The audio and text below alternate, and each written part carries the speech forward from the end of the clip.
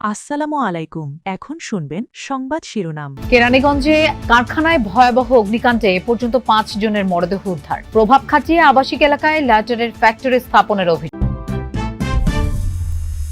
অর্থনীতির চ্যালেঞ্জ মোকাবেলায় শিল্প উদ্যোক্তাদের সঙ্গে প্রধানমন্ত্রীর দীর্ঘ বৈঠক। জ্বালানি খাত সহ উন্নয়ন বাজেটে সহযোগিতা দেবে এশিয়ান ইনভেস্টমেন্ট ব্যাংক।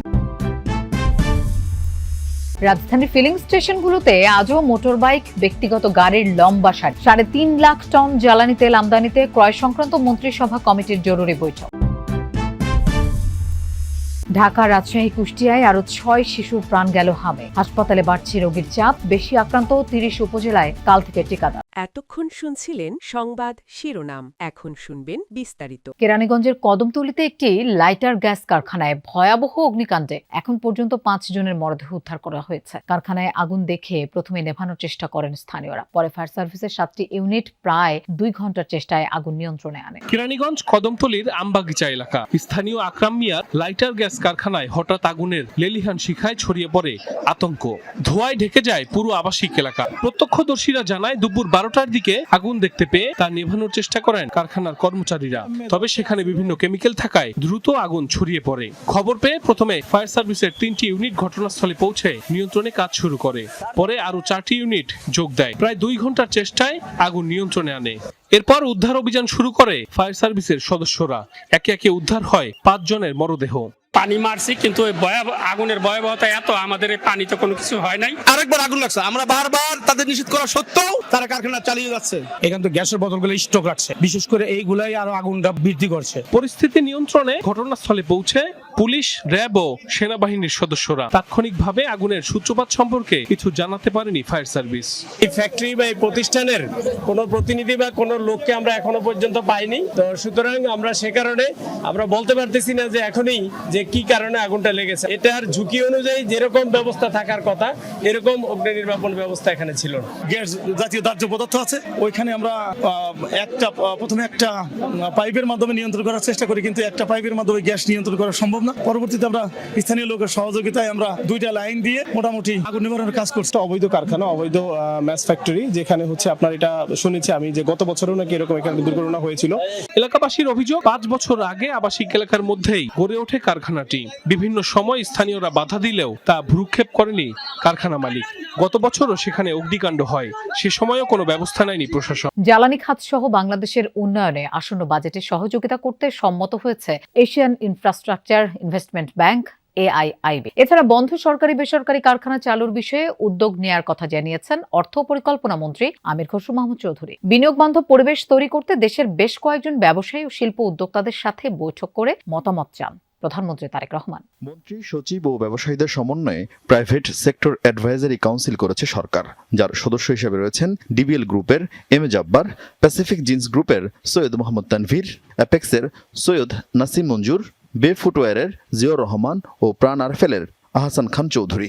শনিবার প্রধানমন্ত্রীর কার্যালয়ে কাউন্সিলের প্রথম সভায় সভাপতিত্ব করেন প্রধানমন্ত্রী তারেক রহমান। দেশে ব্যবসা ও বিনিয়োগ বান্ধব পরিবেশ তৈরি করতে ব্যবসায়ীদের কাছে মতামত চান প্রধানমন্ত্রী। সভায় উত্থাপিত কিছু সংকট তাৎক্ষণিকভাবেই সমাধান করেন তারেক রহমান। বিনিয়োগ বান্ধবের হওয়ার যে প্রক্রিয়া, সেই হিসাবে আজকে ব্যবসায়ী নেতৃবৃন্দের সাথে বসা হয়েছে। তাদের কাছ থেকে উনি শুনেছেন যে বিনিয়োগের প্রতি বাধা, তাদের বিনিয়োগে বাধা কোথায় কোথায় পান, এগুলো সমাধান উনি করতে চান, খুব সহসা করতে চান, এবং এইগুলো শুনেছেন। কিছু কিছু সমাধান অন দ্য স্পট দিয়েছেন, বাকিগুলো আলোচনার মাধ্যমে সমাধান দেওয়া হবে। নতুন প্রজেক্টের বাইরেও যেগুলো পুরনো প্রজেক্ট বন্ধ হয়ে আছে এগুলো চালু করার জন্য আলোচনা হয়েছে, এবং এগুলোর উপর সমাধান দিয়ে আমরা আশা করি অনেকগুলো প্রজেক্ট চালু করা হবে। পরে এশিয়ান ইনফ্রাস্ট্রাকচার ইনভেস্টমেন্ট ব্যাংকের প্রতিনিধি দলের সাথে সৌজন্য সাক্ষাৎ করেন প্রধানমন্ত্রী। এ সময় বাংলাদেশের উন্নয়নে প্রতিষ্ঠানটি সহযোগিতা করার প্রতিশ্রুতি দেয়।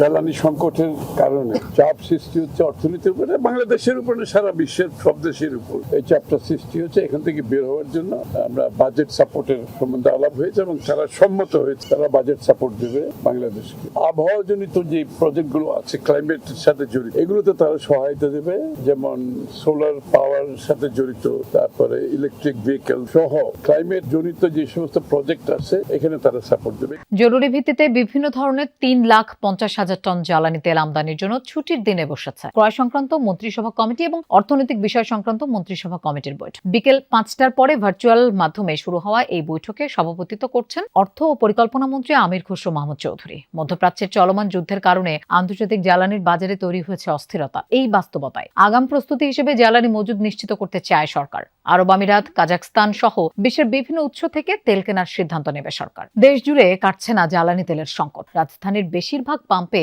চাহিদা বেশি অকটেন ও পেট্রোলের। এই দুই জ্বালানির সংকটও বেশি। তাই পাম্পগুলোর সামনে আজও ব্যক্তিগত গাড়ি ও মোটর বাইক চালকদের লম্বা লাইন দেখা গেছে। অনেক গ্রাহক জানান জ্বালানি তেলের সংকটে তাদের জীবিকা বন্ধ হওয়ার উপক্রম হয়েছে। মিরপুর রোডে বাইকের লম্বা সারি, জ্বালানি তেলের জন্য অপেক্ষা করছে শত শত মানুষ। তাদেরই একজন মামুন কাজ করেন পার্সেল সরবরাহ প্রতিষ্ঠানে। তেলটা না পাই তাইলে আমার এই অফিসে কার্যক্রম বন্ধ থাকবে, আর আমাদের যেহেতু টার্গেটে কাজ, টার্গেট ফিল না করলে তো আমি মান্থলি ভাবে স্যালারিটা পাবো না। তেল না নিলেও বেতন পাবো না, আবার তেল নিতে এসে বেতন বন্ধ আর কি। এমন বিপদে অনেকেই, তাই পাম্পগুলোর সামনে লাইন লম্বা হয়, কিন্তু জ্বালানি তেল মেলে না। ঘন্টার পর ঘন্টা অপেক্ষা করছেন শত শত মানুষ। আমি গতকালকে রাত্রে 12:30টায় লাইনে দাঁড়াইছি, এখনো পর্যন্ত তেল নিতে পারিনি। কিছু করার নাই, আজকে না নিতে পারলে কালকে থেকে অফিস করতে পারবো না, এই জন্য আজকে এই কষ্টটা করতে চাই।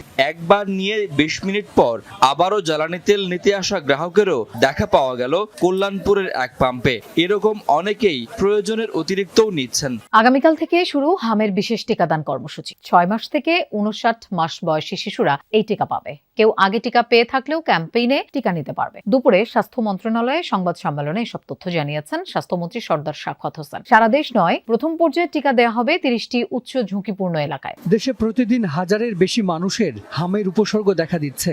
19 দিনে মারা গেছেন প্রায় 100 জন। পরিস্থিতি নিয়ন্ত্রণে বিশেষ টিকা কর্মসূচি শুরু হচ্ছে রোববার। 18টি জেলার 30টি উপজেলায় ক্যাম্পেইন চলবে। এসব এলাকায় হামের সংক্রমণ সবচেয়ে বেশি। পরে দেশের অন্য এলাকাতেও শুরু হবে কর্মসূচি। হামের টিকা দেয়া হয় 9 মাস বয়সে। পরিস্থিতি বিবেচনায় টিকা নেয়ার বয়স কমল 3 মাস। এখন থেকে 6 মাস বয়স পরেই দেয়া যাবে এই টিকা। এই 30টা উপজেলা শুরু করা মানে আমাদের কার্যক্রম শেষ না। আমরা এটাকে যেহেতু এখানে প্রবল আকার ধারণ করেছে, এটাকে আমরা কন্ট্রোলে নিয়ে বাকিগুলিতে আমরা কাজে অগ্রসর হবো ইনশাল্লাহ। কোনোটাই থেমে থাকবো না। ফার্স্টে শুরু করতেছি 6 মাস থেকে 59 মাস, যেটাতে এখন অ্যাটাকটা বেশি, এটাকে আমরা এখন টিকা দান করব। স্বাস্থ্যমন্ত্রী জানান, অসুস্থ শিশুকে হামের টিকা দেয়া হবে না, তবে হামে আক্রান্ত শিশুদের খাওয়ানো হবে ভিটামিন এ ক্যাপসুল।